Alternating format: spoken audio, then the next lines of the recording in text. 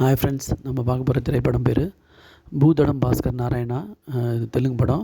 இந்த படத்தை டைரக்ட் பண்ண பார்த்திங்கன்னா புருஷோத்தமன் ராஜ், சரவணன் குமார் தட்கா. ரைட்டிங் புருஷோத்தமன் ராஜ் தான். இதில் நடிச்சவங்க பார்த்திங்கன்னா திவிஜா குரஜ், வெங்கடேஷ் குமனு,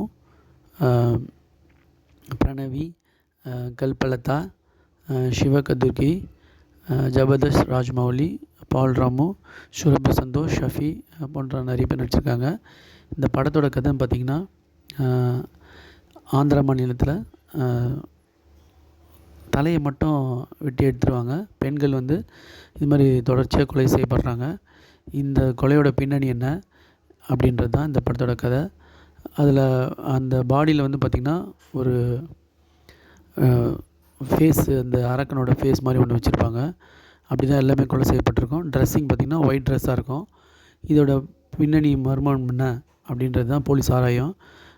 இது வந்து எப்படி தான் போலீஸ் இது பண்ணின்னு போனாலும் அவங்களால கண்டுபிடிக்க முடியாது.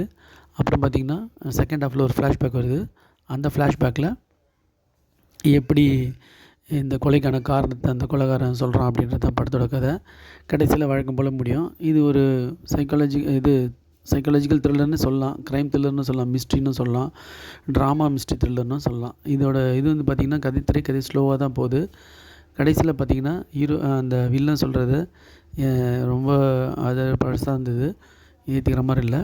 இது வந்து ஒரு நார்மலான படம் தான். போர் அடிக்காமல் ஆனால் போச்சு. செகண்ட் ஹாஃப்லாம் கொஞ்சம் அறுத்துது. Thanks friends.